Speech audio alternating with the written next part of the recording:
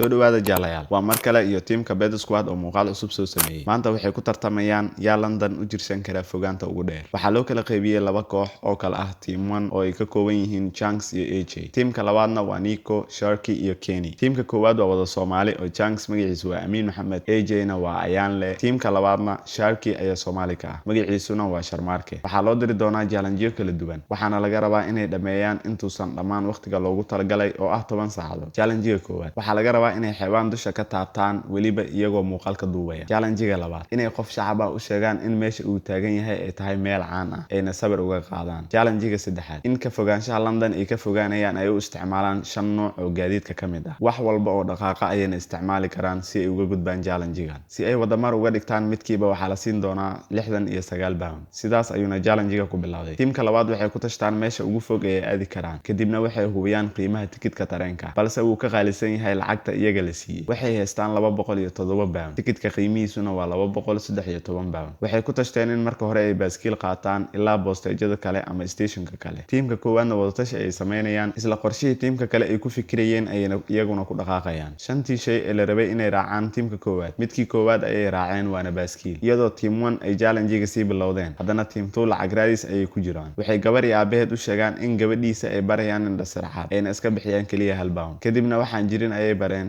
sabir ayna la galeen intaas kadib waxay meel ku qabsadeen bandhig ay rabeen inay dadka lacag uga qaataan isagoo leh dancer iyo feeriyahan ayaan idin keenay ee daawada dad meesha ka dhawaa ayaa u sacbiya gabar ay sabir la galaan kadibna hal pound ayay weydiiyaan waxayna u sheegtaa inaysan wax ka shaqeynin oo kaliya ka dhahayso teamka koowaad baaskiil ayay wateen ilaa ay ka soo gaaraan meeshii tareenka ay ka raaci lahaayeen isku darkood waxay haystaan 138 pound tikidkana waa 142 pound 4 pound ayay u baahdeen AJ ayaa cod sare ku dhahaya yaana siinaya 4 pound isla markiina qof ayaa siiyay 5 pound teamka labaad gabdho ayay sabir la galeen kadibna waxay dhameystireen lacagtii ka dhinneed kadibna meeshii baaskiilada laga kireysanayay ayay imaadeen waxayna arkeen in baaskiilka uu 10 daqiiqo free u yahay meesha ay u socdaan waxay u jirtaa 13 daqiiqo baaskiilada ayay qaateen balse markay gaareen meeshii ay rabeen waxaa loo sheegay inay ku qaadatay inay meeshan soo gaaraan 25 daqiiqo waxaana laga rabaa 8 pound tareenka inuu dhaqaaqo 10 daqiiqo ayaa ka harsan waana inay dhameystiraan lacagta si ay tikid u helaan intay teamkan dhibtoonayeen teamka Chunks waxay si raaxo leh u jarteen tikidkooda Chunks ayaa AJ u sheegay in Manchester ay u jirto 2 saac ayna iyaga noqon doonaan kuwa taga meesha ugu dheer balse AJ ayaa ku dhahaya ka waran haddii iyagana qorshahoodu yahay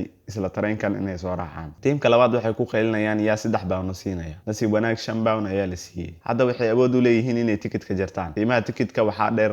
2.49 pound oo canshuur ah markaasna wiil ayay weydiistaan haddii uu siin karo 50 senti wuuna siiyay wayna jarteen tikidka waqtigoo yar awgeed waxay u carareen inay ka gaaraan tareenka balse markay tareenka soo raaceen waxay meesha ku arkeen Chunks iyo AJ kadib waxay bilaabeen inay isweydiiyaan meesha ay u socdaan mid walba meesha uu socdo meel kasii fog ayuu sheegtay iyagoo ismarin habaabinaya Chunks wuxuu bilaabay in caruur iyaga taageerta uu ku diro Nico si ay uga mashquuliyaan isku dhiib dheer kadib Chunks wuxuu wacdaa saaxiibkiisa ku sugan Manchester wuxuu u sheegaa inuu caawinaad ka rabo iyo inuu ka rabo waxyaabo kala duwan oo uu raaco si uu u guuleysto kadib wuxuu ku dhahay marka hore gaariga ayaan ku keenaya kadibna mootooyin hadaad rabto markay Manchester imaadeen team 1 way ka degteen tareenka saaxiibkood ayaana sugayay team 2 waxay sabir ku galeen dhismacaan ah kadibna waxay arkeen team Chunks oo la taagan saaxiibkood markay ka tagaan waxay wiil iyo aabihiis ku dhahaan ma taqaanaan David Beckham wuxuuna ku dhahaa ha waa kan kursigii uu caanka ku ahaa fariistaan sabir idin kaga qaaday ayuu ku dhahaa kadibna way ka qaadaan sidaas ayayna uga gudbeen challenge-ga teamka koowaad maadaama ay gaari raaceen shantii loo diray 3 ayay ka sameeyeen waxayna ku maadsanayaan in teamka kale ay rafaadsan yihiin oo ay lugeynayaan teamka labaad waxay dadka weydiiyaan meesha ay ka heli karaan scooter waxayna u tilmaamaan meel lagu iibiyo waxay isku dayayaan ninka meesha iska leh inay qorshe la ciyaaraan iyagoo ku leh waan iska tijaabinaynaa ganacsato ayaan nahay balse inay raacaan oo kaliya ayay rabeen sidaas ayayna shantii loo diray 3 kamid ah ugu sameeyeen kadibna waxay soo raaceen tareen kale oo raqiis ah shantii loo dirayna 4 ayay ka sameeyeen waxayna uga degeen meel cidlo ah kadib waxay u tageen darawal Soomaali ah iyagoo rabay inay lacag la'aan ku raacaan Sharky ayaa fahmay oo af Soomaali kula hadlay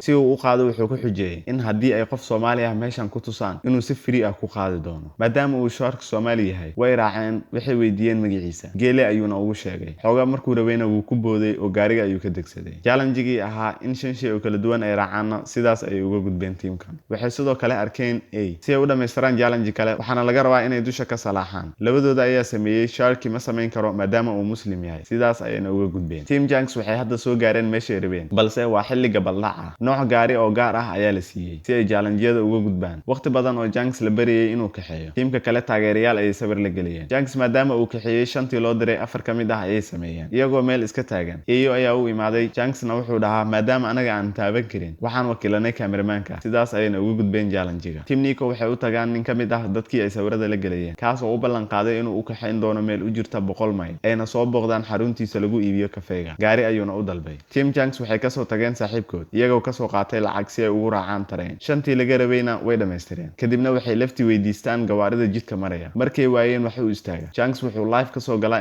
Instagram-kiisa isagoo dalbanaya in loo imaado isla markii gaari ayaa u yimi waxayna ka dalbadeen inuu fogeeyo halka tiimka kale ay waqti hore dhaqaaqeen Janks markay soo gaareen meeshay rabeen waxay nin u sheegaan in geedkan uu yahay mid original ah oo la helay Janks ayaa ku dhahaya saaxiibkeyga Onana ayaad u egtahay kadibna sawir ayay la galayaan AJ-na wuxuu ku dhahaa sidoo kale saaxiibkeyga Bertie ayaad u egtahay sidaas ayayna uga gudbeen challenge-ga kadib waxay arkaan bas tiimka kalena Scotland ayay galeen 10 daqiiqo ayaa ka harsan challenge-ga labada kooxna waxay isku dayayaan inay ka faa'iideystaan markuu waqtiga dhamaado way iswacaan tiimka Janks ayaa u sheegaya meesha ay joogaan kadibna tiimka Nico waxay u cadeynayaan inay guuleysteen maadaama ay iyaga Scotland ay joogaan team 2 ayaana guuleystay waxayna labada team isku jiraan 130 mayl sidaas ayuuna ku soo idlaaday challenge-ga fadlan haddii aad ka heshay muuqaalkan like noo saar mahadsanid jaalle